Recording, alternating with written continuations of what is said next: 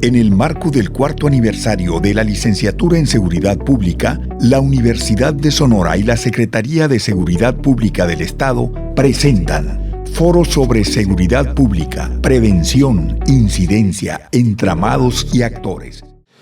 Bienvenidos a la Universidad de Sonora para continuar con el Foro sobre Seguridad Pública, Prevención, Incidencia, Entramados y Actores, que organiza la Universidad de Sonora en coordinación con la Secretaría de Seguridad Pública del Gobierno del Estado de Sonora.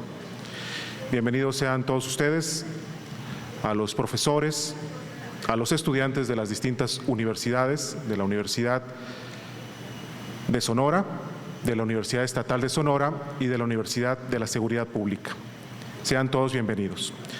Vamos a comenzar con la primera actividad del día de hoy, que es la conferencia magistral Feminicidio, Juvenicidio y Resistencias Juveniles, a cargo del doctor José Manuel Valenzuela Arce. Me voy a permitir leer una semblanza del profesor. El doctor José Valenzuela Arce es profesor investigador emérito del Colegio de la Frontera Norte e investigador emérito del Sistema Nacional de Investigadores del CONACYT. Es doctor en Ciencias Sociales con especialidad en Seguridad, con especialidad en Sociología por el Colegio de México y doctor honoris causa por la Universidad Autónoma de Baja California. Y es orgullosamente egresado de la licenciatura en Sociología de la Universidad de Sonora. Es búho también. Sus obras han sido pioneras y de gran importancia por la comprensión de los procesos socioculturales que definen a la frontera México-Estados Unidos y a los movimientos juveniles en América Latina y Estados Unidos, campos en los cuales es reconocido como autor señero. De la misma manera, su trabajo en el campo de los estudios culturales es ampliamente reconocido en México y América Latina.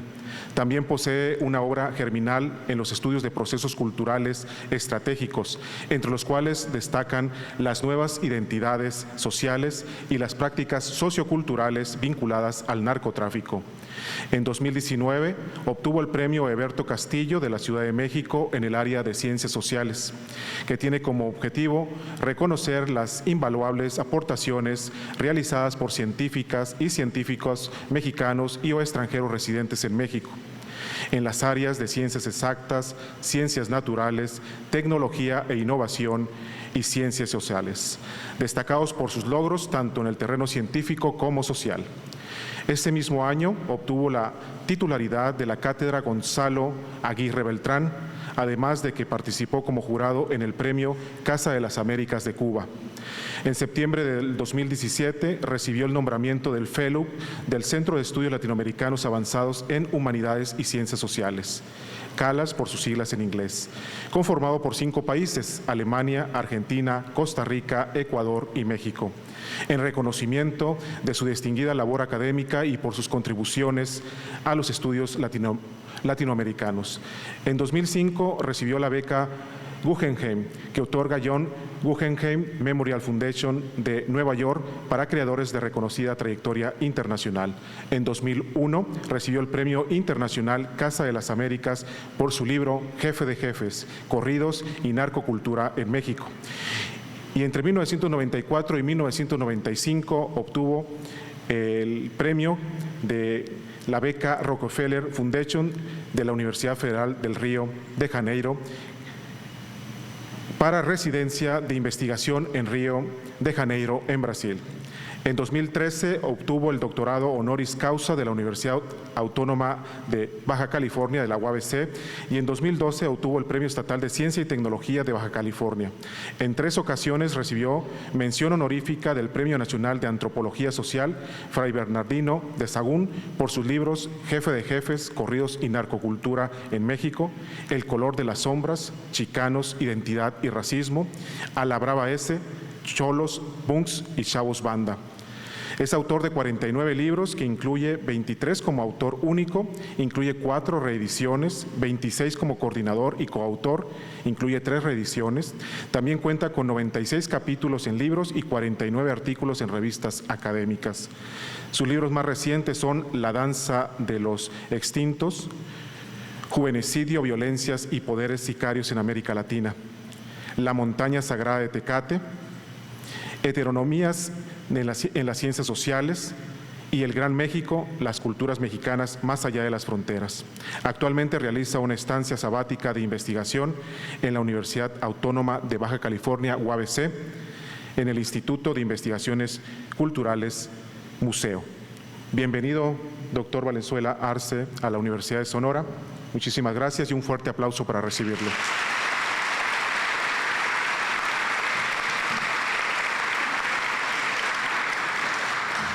En el transcurso de la conferencia del doctor Valenzuela Arce, se les van a proporcionar unos papelitos blancos para que realicen sus preguntas al finalizar su intervención, para que estén atentos. Muchísimas gracias. Adelante. Muchas gracias.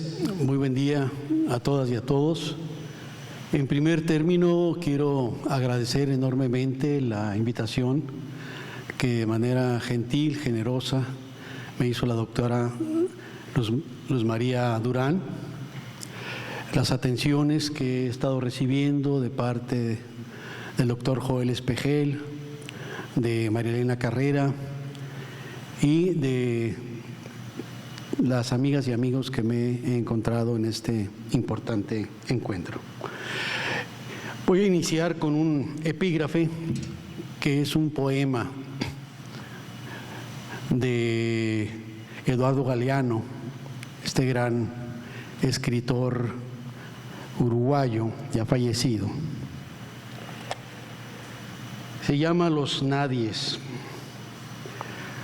Los nadies, los hijos de nadie, los dueños de nada. Los nadies, los ningunos, los ninguneados. Corriendo la liebre, muriendo la vida, jodidos, rejodidos. Que no son, aunque sean. Que no hablan idiomas sino dialectos. Que no profesan religiones sino supersticiones. Que no hacen arte sino artesanía. Que no practican cultura sino folclor. Que no son seres humanos sino recursos humanos, que no tienen cara sino brazos, que no tienen nombre sino número, que no figuran en la historia universal, sino en la crónica roja de la prensa local. Los nadies que cuestan menos que la bala que los mata. Bien, vamos a iniciar. Van ustedes a presenciar dos textos que eventualmente competirán. Uno visual, que estará detrás de mí, y lo que yo les iré hablando en relación con el tema que nos convoca: feminicidio, juvenicidio y resistencias juveniles. Debo decirles que tuve que hacer un cambio al percatarme el día de ayer que la gran mayoría del público son personas jóvenes. Entonces, más que lo que pensaba hacer originalmente, que era trabajar algunos conceptos en relación con la violencia y los temas que nos convocan, trataré de hacer un recorrido temático, un recorrido descriptivo, un recorrido, digamos, ético, político, académico sobre estos temas que nos afectan, sobre estos temas sobre los cuales todas y todos tenemos algo que decir. Bueno, empezaré diciendo que estamos atrapados, que vivimos dinámicas de violencia sumamente fuertes, sumamente poderosas y que nos afectan de muchas maneras. No todas las violencias son, digamos, tienen las mismas características. La violencia es parte consustancial de la vida. La violencia también es vida. Hay violencia en el proceso de amor que genera la vida. Hay violencia en el artista que transforma la piedra para construir una escultura. La violencia existe. Es concomitante, es parte consustancial, intrínseca de la vida misma. Pero no hablaremos de esa violencia en abstracto. Hablaremos de las violencias sociales que tienen distintos rostros, algunas de ellas conformadas desde las propias lógicas de Estado, como la crueldad y el terror. Son violencias que no están directamente vinculadas con las lógicas del poder. Son violencias que desplazan al poder. Son violencias que efectivamente se reproducen desde dinámicas que no construyen sociedad. Y hay otras formas de violencia que efectivamente están conculcando parte de nuestras vidas. Y dentro de eso, lo primero habría que decir, ¿qué son las violencias sociales? Las violencias sociales aluden a estos procesos a través de los cuales son medios. Todas las violencias son medios. La violencia no es un objetivo. La violencia son medios para la obtención de fines. Y en este caso las violencias sociales tienen que ver con procesos desde los cuales se busca dominar, se busca imponer, se busca controlar, se busca afectar a otras y a otros. Son violencias cuyos objetivos tienen que ver con lograr la sumisión, lograr el control sobre las otras y los otros. Las violencias sociales implican efectivamente la biopolítica, que tiene que ver con el ejercicio de poder sobre los cuerpos, pero también implica las violencias en términos de políticas sociales, desde las cuales se busca también controlar las conciencias.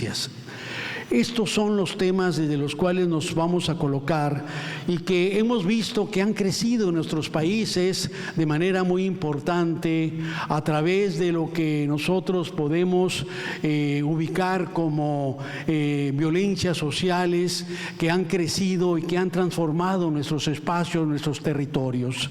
Es esta violencia que implica una condición ominosa, un concepto que desarrolló Sigmund Freud para hablar en esta dimensión donde los elementos que son entrañables, que forman parte de nuestra vida cotidiana, se vuelven adversos, nos inspiran temor, se vuelven amenazantes. Es cuando los teddies con los que duermen los niños se transforman en entes diabólicos que conculcan nuestros espacios, que trastocan nuestra seguridad, que afectan nuestros ámbitos de habitabilidad.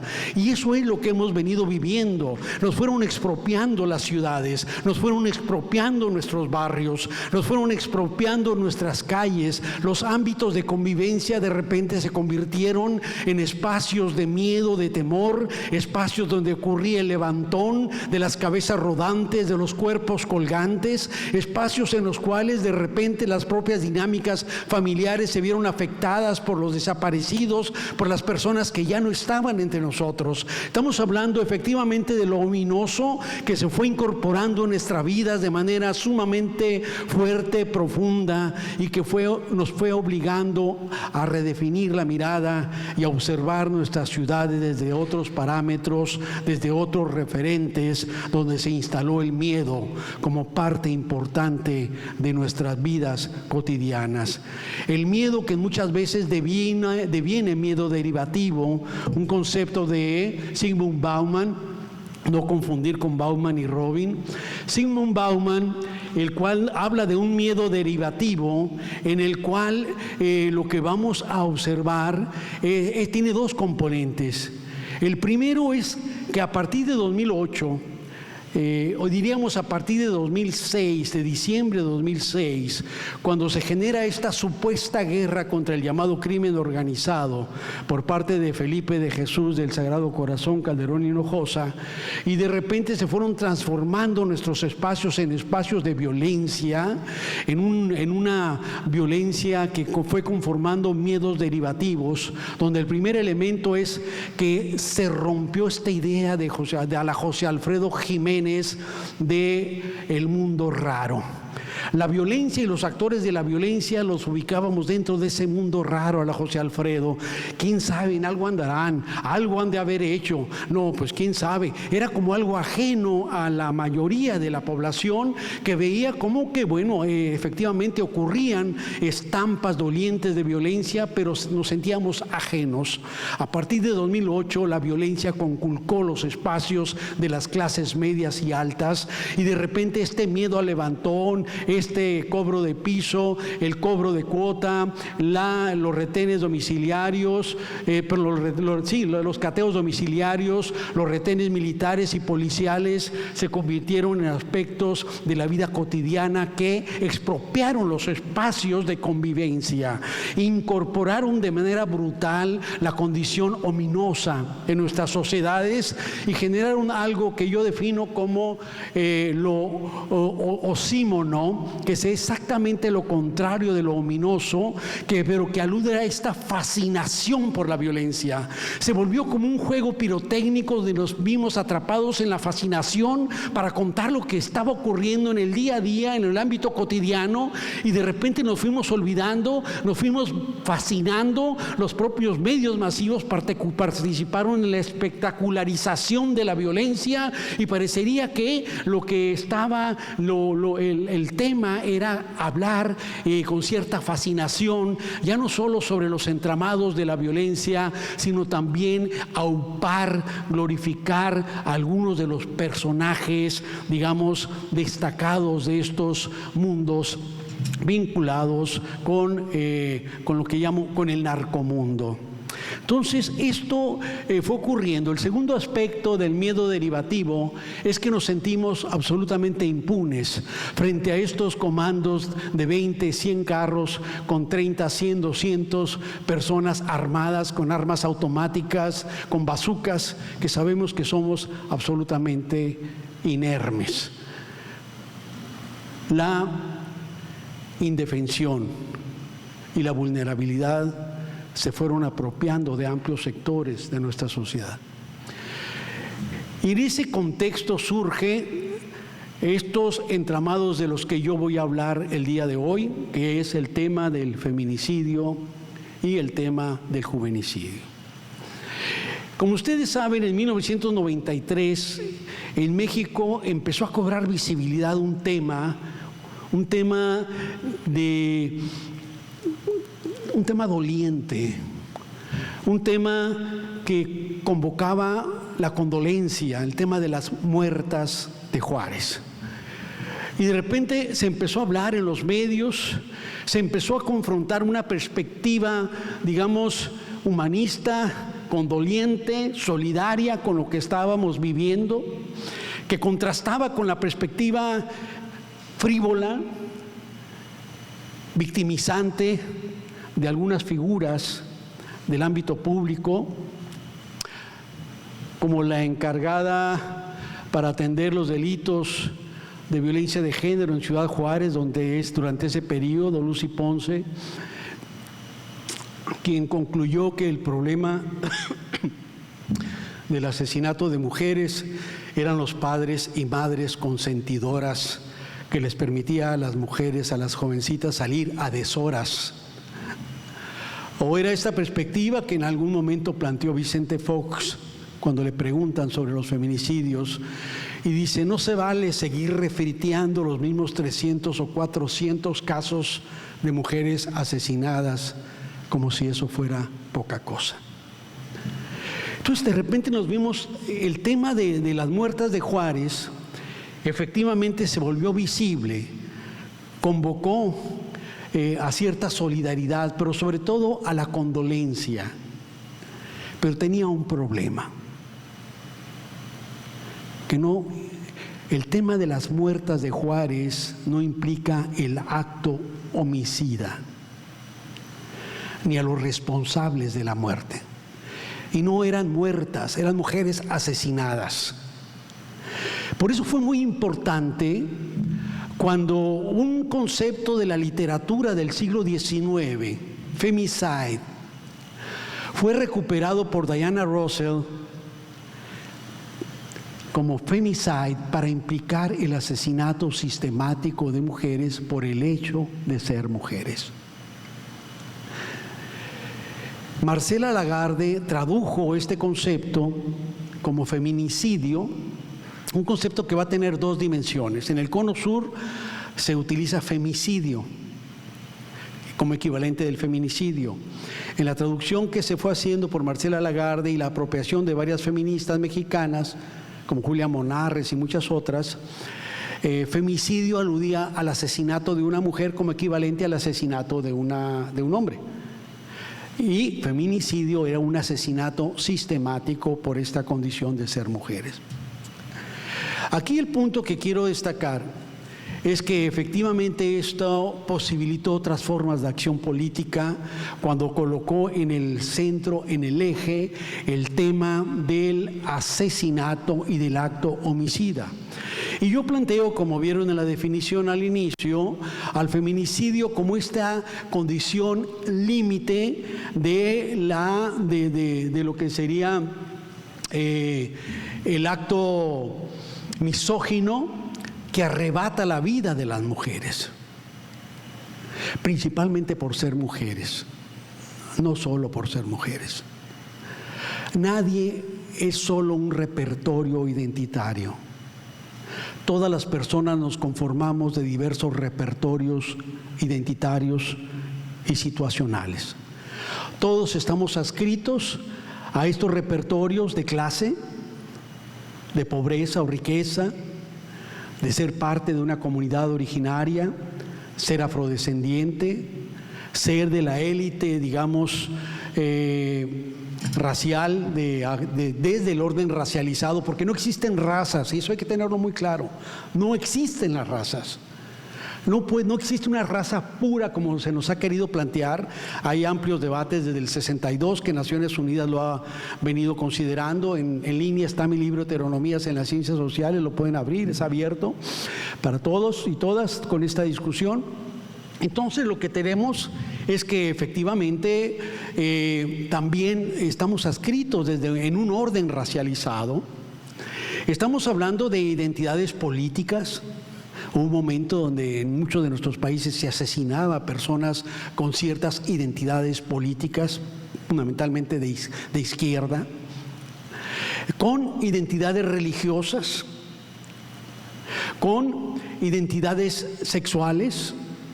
Esta idea que planteaba Simone de Beauvoir en el segundo sexo, basta transitar por las calles para percatarnos que vivimos en un mundo sexuado, donde transitan efectivamente en términos corpóreos hombres, mujeres, que son producto de una construcción sociohistórica y cultural.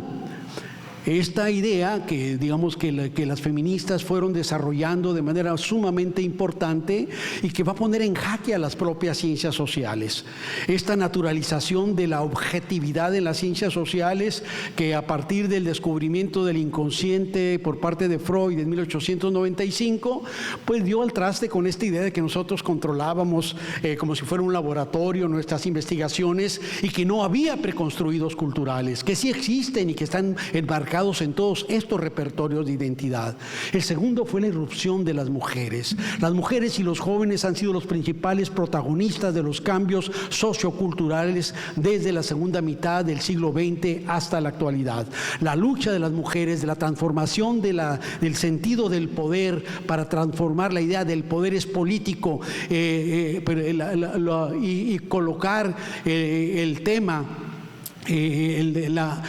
de lo cotidiano, lo personal es político, era la consigna, y transformar el tema del poder, las dinámicas de la vida cotidiana, fue un gran cambio que también va a trastocar las lógicas de las ciencias sociales.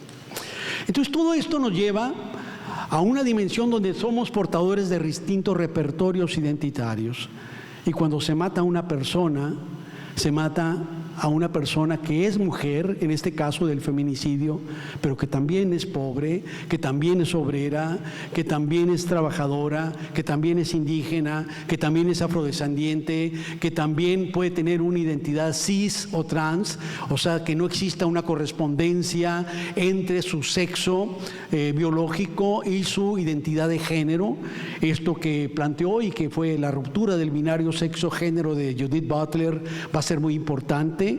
Personas que tienen una identidad sexual discorde con la normativa cis, personas trans, personas lesbianas, personas homosexuales que merecen el mismo respeto, y todo esto forma parte de los repertorios identitarios que nos constituyen.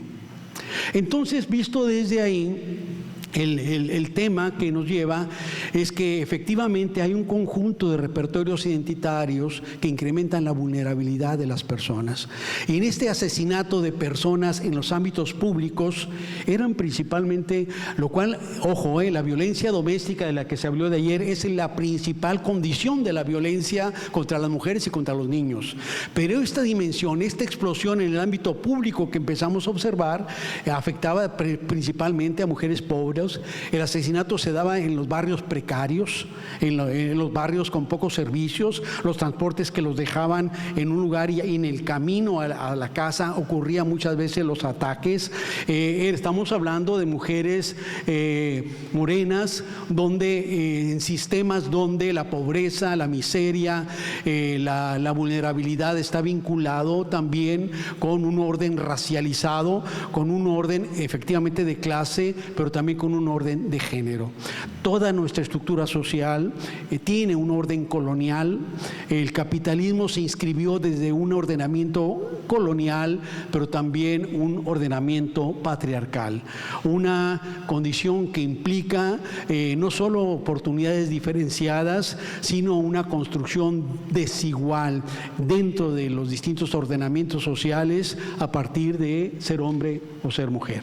Entonces, todo esto se pone en jaque a partir de que se logra construir un concepto como el concepto de feminicidio, que ubica en primer término esta construcción de identidades precarizadas, de identidades que efectivamente colocan a las mujeres en el centro o en estos escenarios de posibilidad de la muerte. Y entonces, en ese debate que estábamos, viene Jane Fonda y dice algo que fue muy importante. Dijo: ¿por qué tengo que venir yo, mujer blanca, rica y famosa, a hablar por estas mujeres a quienes no se les hace caso?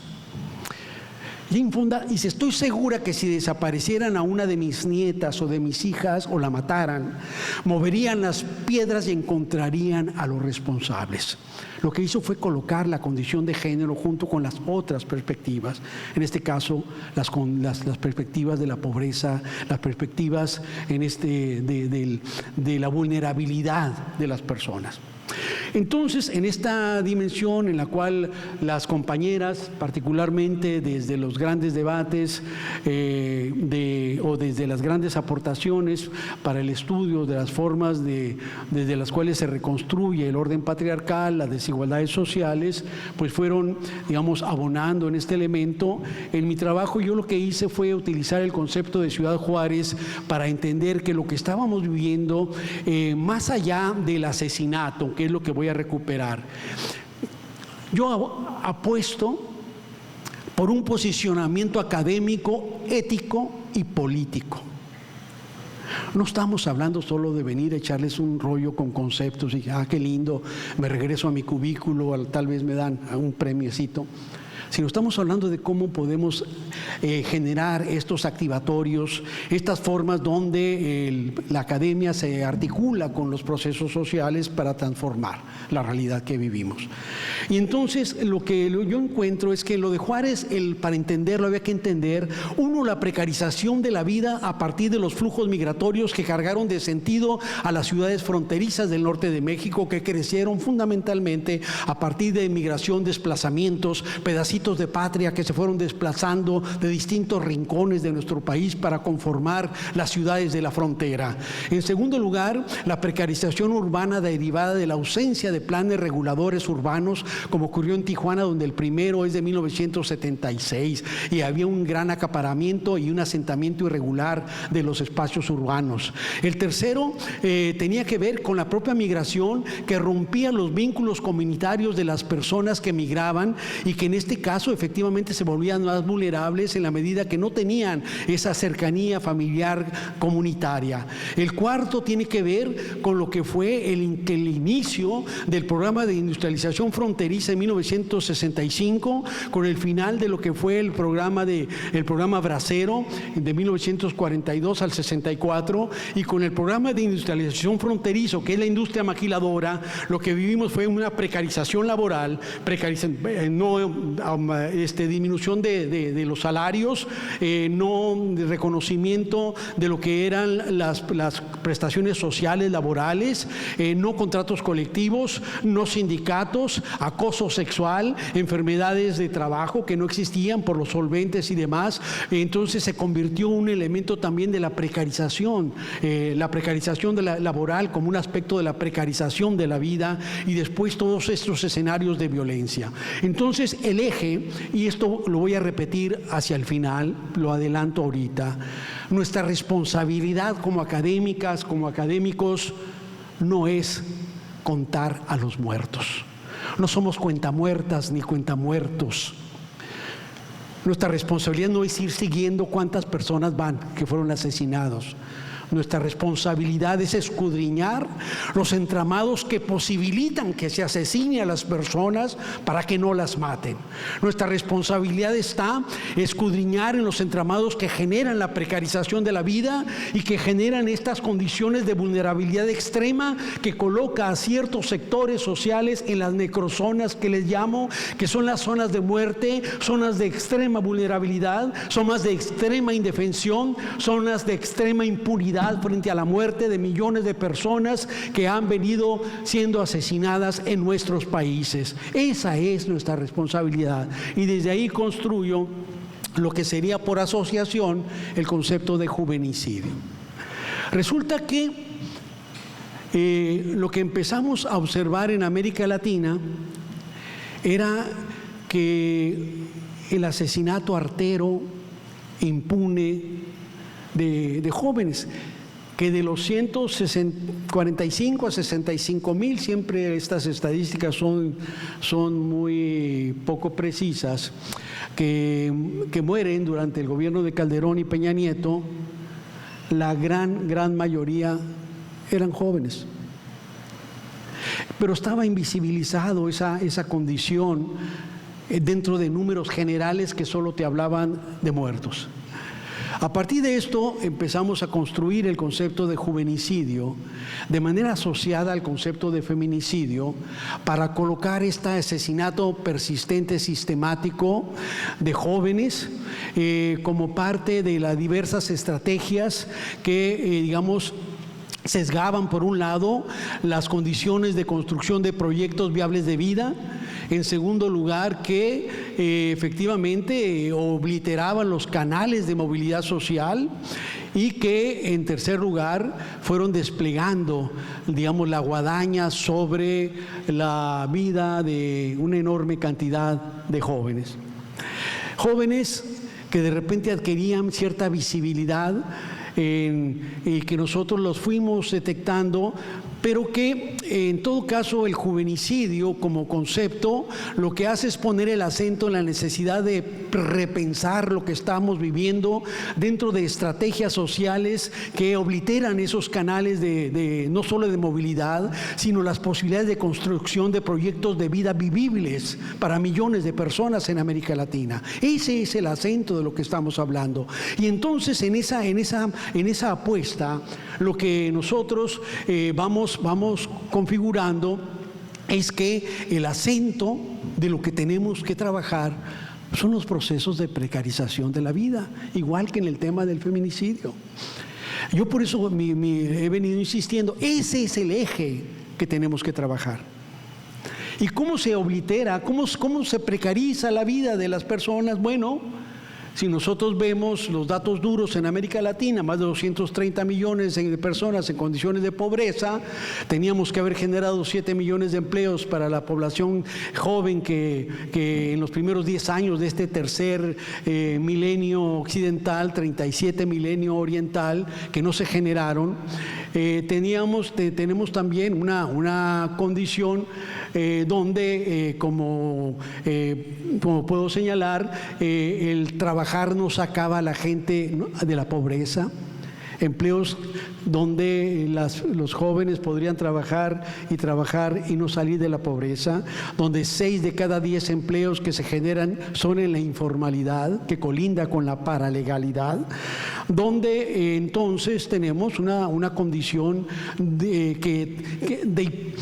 de códigos cruzados, por no decir de una hipocresía social, a partir de lo que sería esta perspectiva, sobre todo del modelo neoliberal en el cual a ustedes les tocó crecer, en el cual una persona que trabaje por 10 horas diarias por 60 años de su vida, no va a ganar lo que gana en un round uno de los grandes peleadores o uno de los grandes figuras del fútbol, o estos resquicios que a veces abre el modelo neoliberal para que haya ciertas figuras que son utilizadas para que la gente piensa que sí hay posibilidades de construir vidas exitosas en un modelo que les dice que es el consumo lo que genera el éxito en la vida, que es el tener y no el ser, y al mismo tiempo que genera este tipo de narrativas, niega al más del 98% de la población las posibilidades de acceder a esas formas de consumo.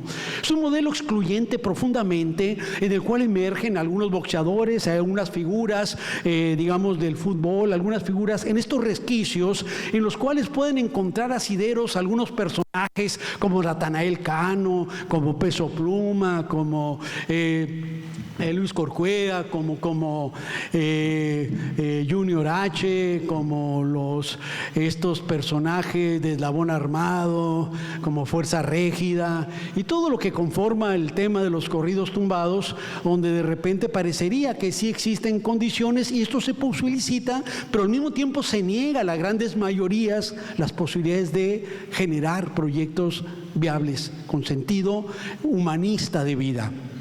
Entonces, todo esto, estas lógicas que proliferaron en nuestros países, efectivamente generaron enormes dosis de muerte, además de lo que fueron las estrategias de violencia de Estado, violencias institucionales, del racismo, el sexismo, todo esto que hemos venido viviendo.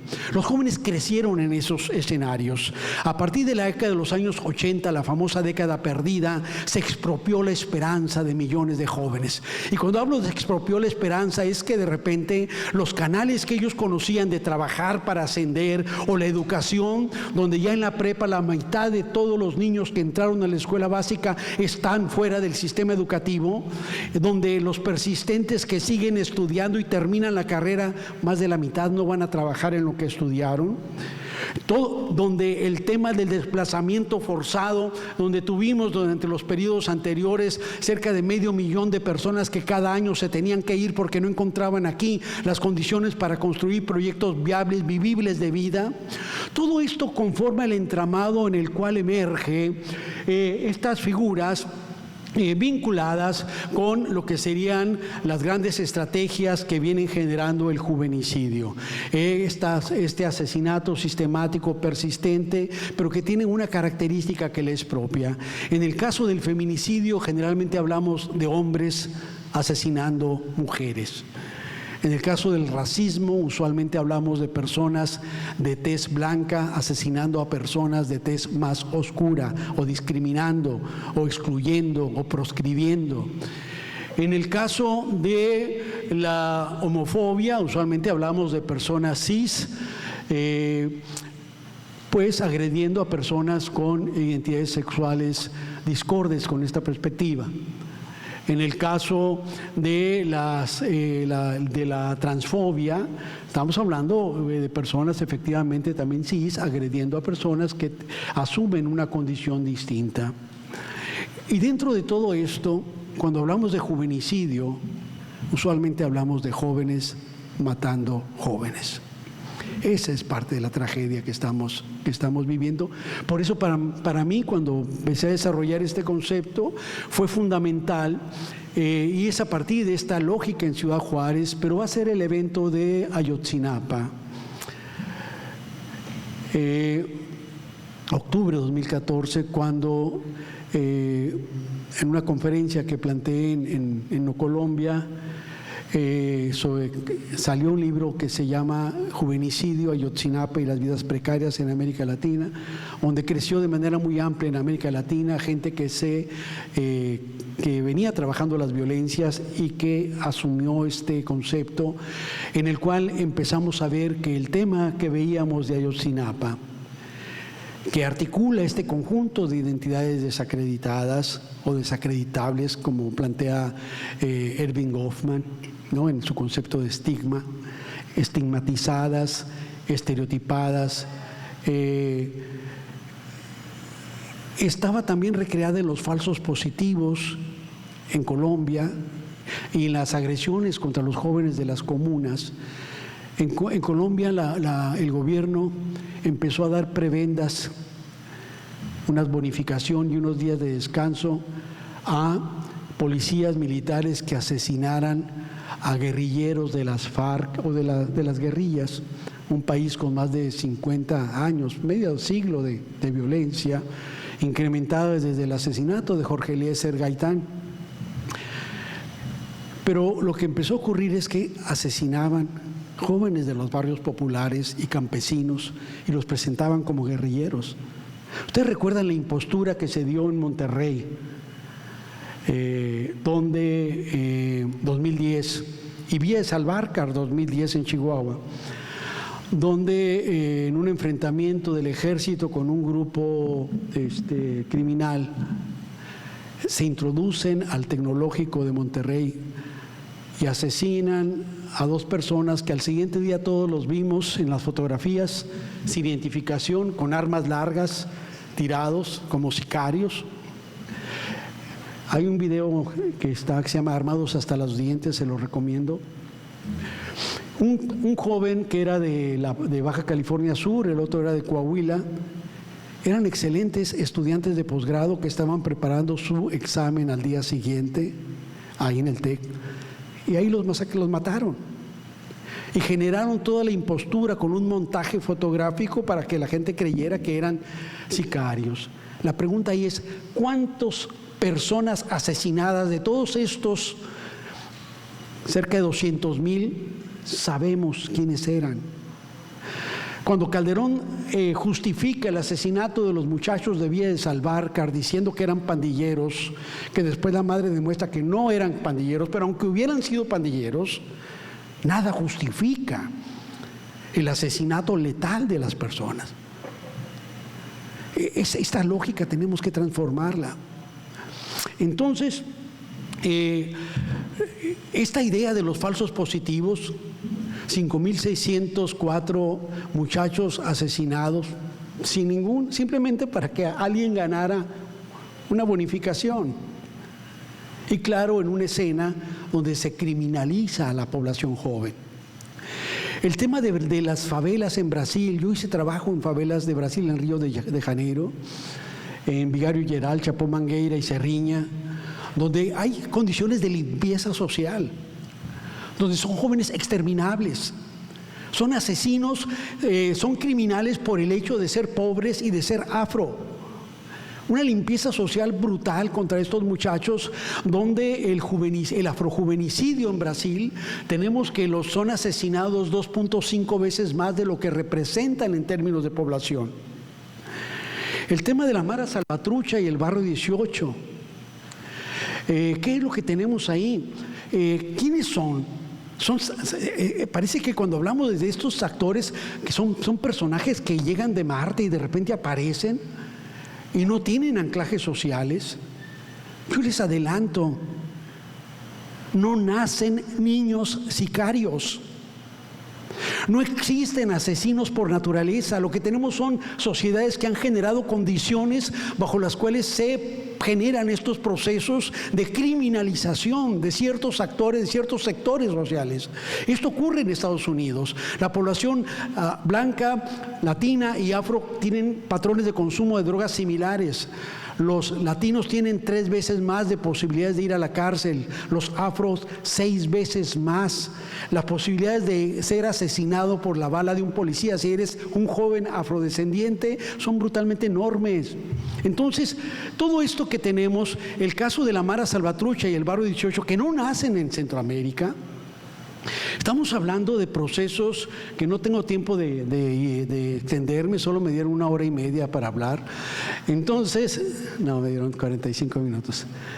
Entonces, lo que tenemos es que en los años 80, cuando se hacen las políticas de tierra arrasada en Guatemala, las políticas de exterminio de Ríos Montt y otros, y en los conflictos civiles en El Salvador, con una amplia agresión a la población civil, se dan procesos de desplazamiento hacia Estados Unidos. Estos jóvenes llegan básicamente a la escuela Belmont, donde estaba el Barrio 18, antes Clantón 18, antes Clantón 14. Yo trabajé con jóvenes del Barrio 18. Ellos venían de una tradición del pachuco, una figura que emerge en 1939, envuelto en notas de swing, de boogie, de mambo, y que trata de darle un estilo a las calles de Los Ángeles. Es un sujeto transfronterizo que nace en el segundo barrio de del Paso, Texas, y en La Chaveñita, en Ciudad Juárez, donde vivía Germán Genaro Cipriano Valdés, alias Topillo Tapas, alias La Chiva, alias Tintán. Por eso Tintán aprendió la teórica de los pachucos, la túrica, este lenguaje que venía de una población que tuvo que aprender el idioma y apropiarse el idioma para generar todo un lenguaje de Spanglish, guacha, trucha, simón, la huiza, la jaina, el jale, las ranflitas, los guainitos, las tecanillas, los tramos, los tramados, la lisa, el tando, el cantón, el chante, derecha la flecha, huequelala, chavala, calmontes, montes, bracamontes, todo un estilo que genera el pachuco, que construye una identidad barrial y que fuertemente perseguido por la policía, porque era ofensivo que los jóvenes mexicanos asumieran una identidad de orgullo a partir de recuperación de sus propios símbolos y emblemas. Del pachuco vino el cholo, las cholas y los cholos que van a recuperar la camisa Pendleton, que es camisa de trabajo en las regiones frías, los dikis o los de mezclilla, que son camisas de trabajo en la industria, lo que serían las ranflitas, las guainitas, tecatillas, estos sandalias que se utilizan en trabajo donde tienen que pasar muchas horas de pie. La malla o red, que es marca de trabajo en la terciarización de los trabajadores en Estados Unidos, en restaurantes. Los paliacates que se utilizan en el campo, en la construcción, para detener el sudor. El pachuco emerge en los barrios mexicanos del norte de México y chicanos. Aquí en el Coloso también hubo algunos cholos ya hace algunos ayeres.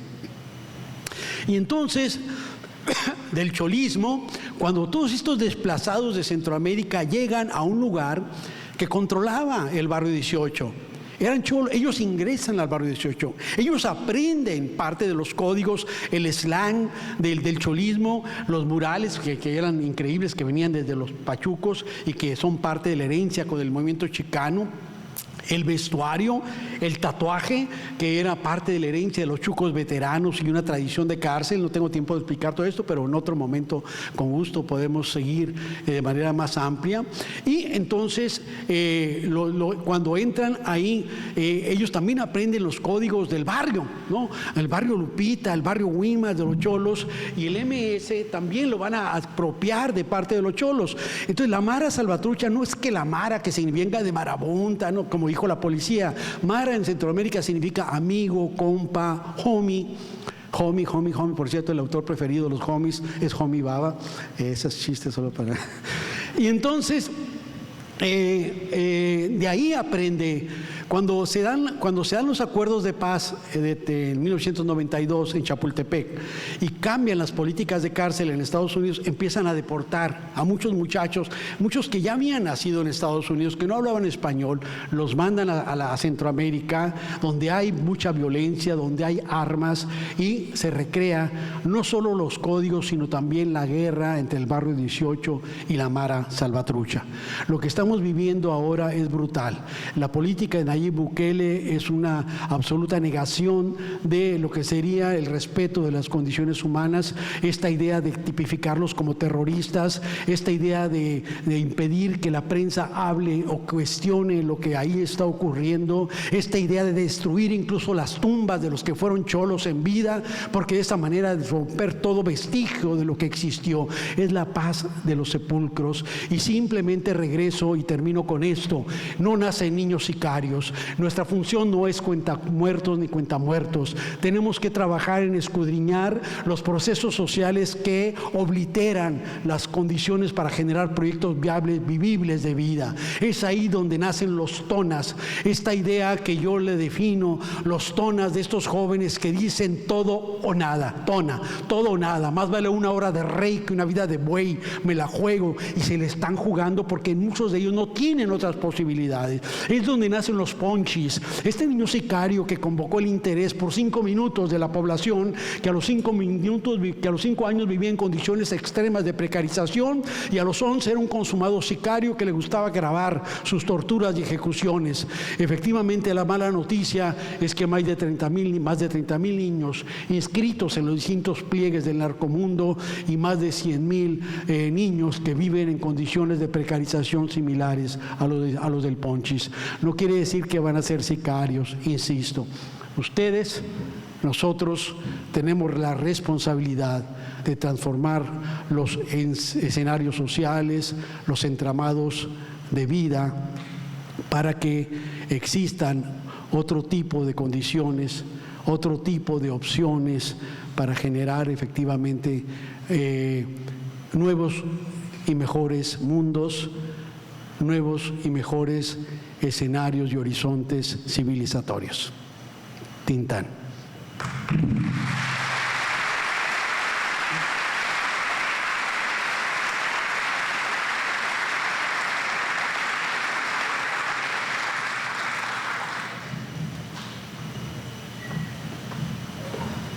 Listo. Muchas gracias al doctor Valenzuela Arce por su espléndida conferencia, y vamos a proceder a la sesión de preguntas y respuestas. Para ello les proporcionaron papelitos blancos a aquellos que así lo manifestaron, y le pido a las y los edecanes que por favor nos hagan las hagan llegar aquí al... Si no me preguntan, yo me voy a preguntar todo, voy a seguir hablando. Está apagado.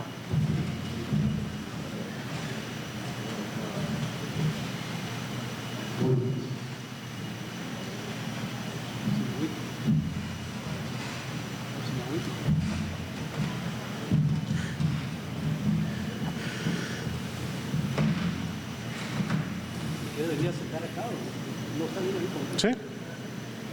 Bueno, aquí hay una primera pregunta. ¿Qué opinión tiene acerca de que los jóvenes se les dé dinero en vez de crear verdaderos proyectos de rescate a la juventud? Claro, sin tocar las becas a los jóvenes que estudian. Mire, yo lo que creo es que se generó un piso de precarización tan alta que la educación dejó de ser un recurso certero de movilidad social. Y como ustedes hablaban con los jóvenes, la mayoría de ellos sabían que trabajando no podían. Para mí, el hecho de que exista una estrategia, un proyecto que apoye, que veille, que genere condiciones, aunque sean mínimas, que posibiliten que las personas puedan tener un horizonte distinto, lo veo como muy mojado. Nos acostumbramos a que la gran estrategia redistributiva del capitalismo neoliberal fuera apoyar a los más ricos de nuestros países, era que nosotros en conjunto atuviéramos las reglas que se hacían los grandes, no sé si empresarios, los grandes certificadores de nuestro país, que se prestaban a ellos mismos desde los bancos y a su familia, ellos como dueños de los bancos, no se pagaban. Y entonces nosotros estamos pagando, por muchas décadas de seguridad estamos pagando, seguimos pagando esas deudas. Entonces, como que nos acostumbramos a que era normal que se diera apoyos a los prácticos, pero es muy mal visto para algunos que se apoye lo que es este proceso germinal de vida de los más pobres. Yo creo que es absolutamente favorable que se apoye, que se deje a los jóvenes, a los jóvenes. Veo totalmente favorable que se creen becas, que se abran los espacios de las instituciones educativas para que no se cierren las puertas de las posibilidades de que los jóvenes puedan estudiar, que se trastoquen los escenarios de equilibrio, competencias, quienes tienen acceso y quienes no, porque hay muchos estudios desde los trabajos de Bourdieu que demuestran que el capital social, o sea, la riqueza de las personas, va a definir quienes tienen más oportunidades de triunfar dentro del ámbito educativo. Entonces, yo creo que yo estoy totalmente de acuerdo en que se generen esas nuevas condiciones para que todas las personas, para que todos los jóvenes sientan, asuman que tienen oportunidades para desplegar sus capacidades y efectivamente romper esta idea de competencias para avanzar en una lógica distinta, en una lógica donde efectivamente este eslogan utilizado en el campo educativo, educarse para el futuro. Los jóvenes son el futuro. Dice Ray Lóriga, uno de los representantes de la generación X, cuando te ofrecen el futuro, es que no tienen nada que ofrecer. La juventud, los jóvenes son el presente. La juventud no es una identidad transitiva. Lo que ustedes vivan ahora los va a marcar para la vida.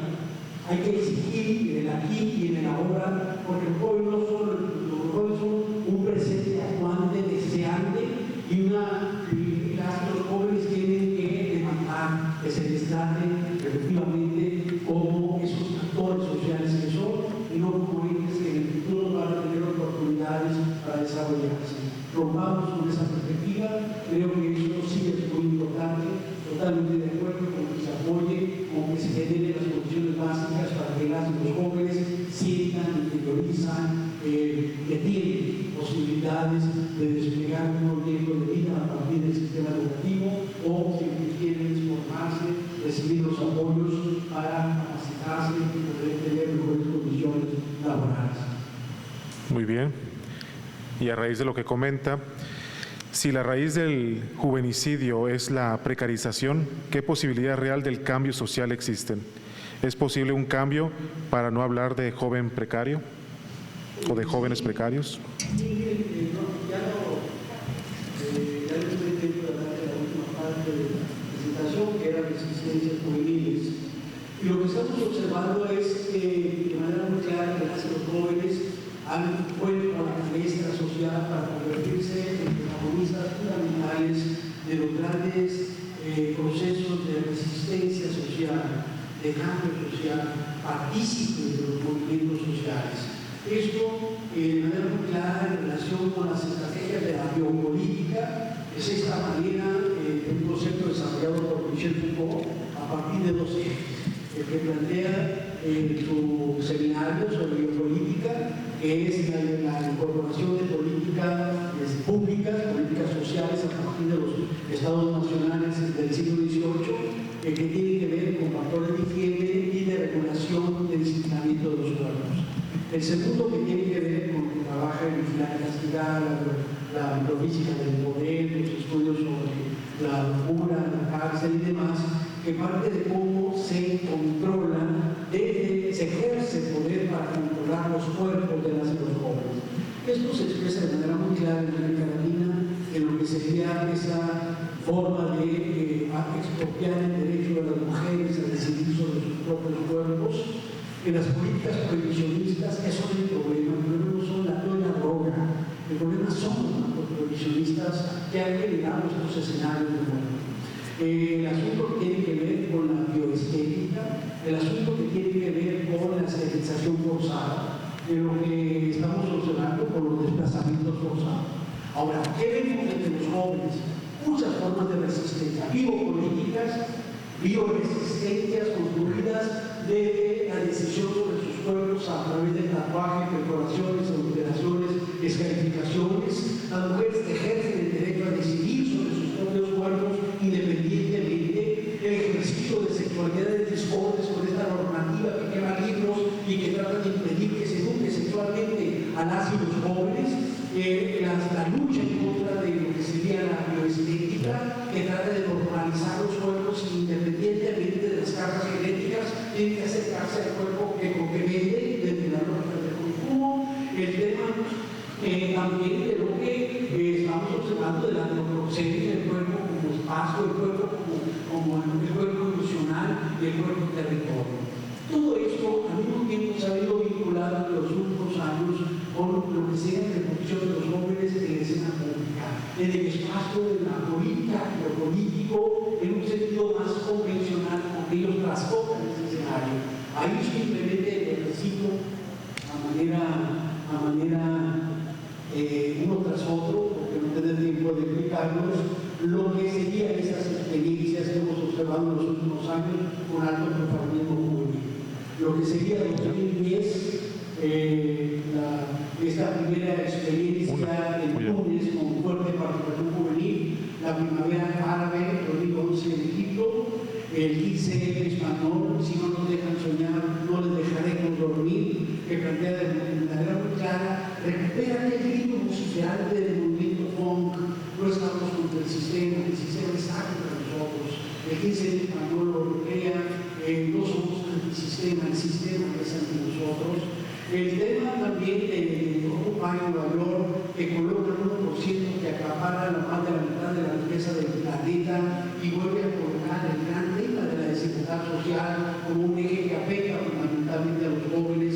El tema de los dreamers en Estados Unidos, estos jóvenes mexicanos que luchan por adquirir visibilidad dentro de una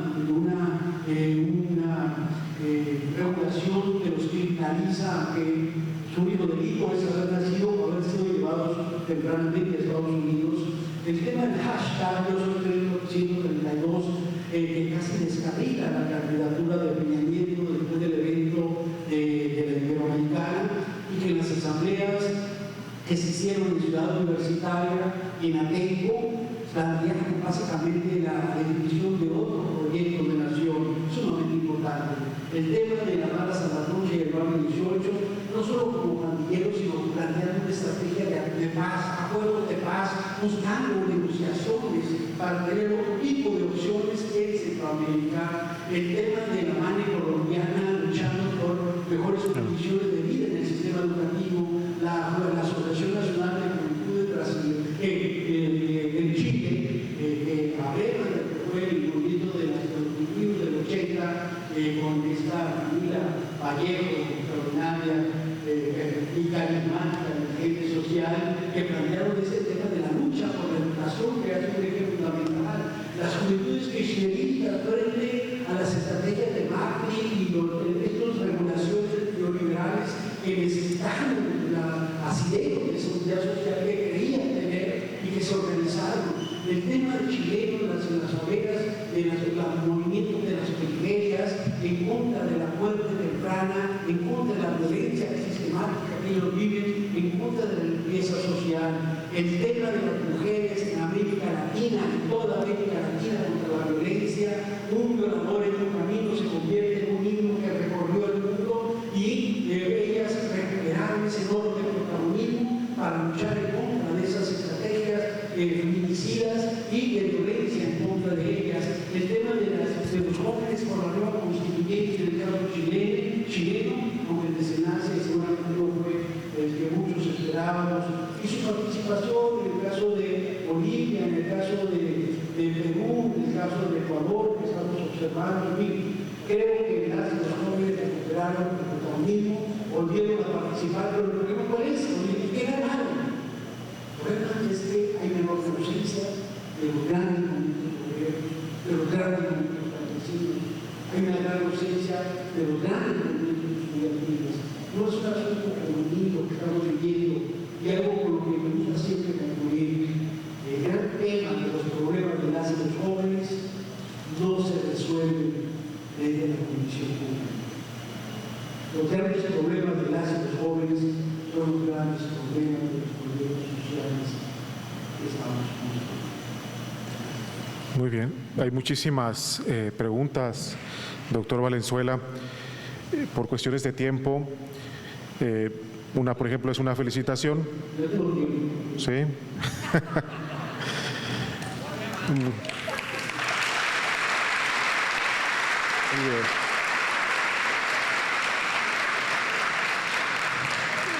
Le felicitan por abordar el tema tan sensible, con tanta claridad y respeto hacia los jóvenes y las mujeres en situación de vulnerabilidad.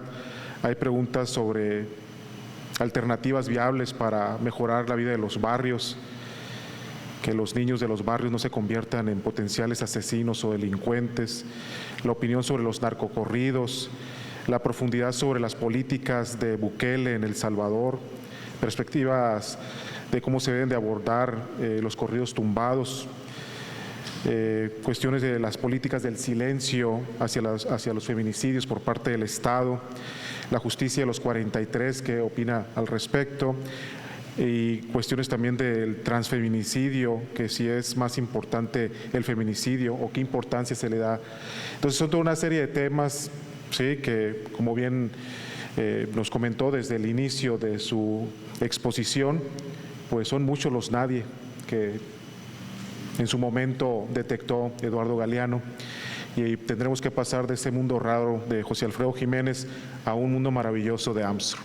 Le agradecemos al doctor José Manuel Valenzuela Arce por su grandiosa exposición. Me hizo cambiar. Nada más si me permite, recién leí un libro que se llama Corridos Tumbados, Narcocultura y Presentismo Juvenil, Escritores para Evitar Engaños y Convivir, y en mi página José Manuel Valenzuela Bajas.org están muchos de los libros que trabajan en ese tema, incluidos de jefe, son gente que no todo, trato de llegar a que las cosas. Y para finales no hay tiempo, pero sí es muy importante entender lo que está ocurriendo con este fenómeno de los corridos tumbados. Gracias. Muy bien.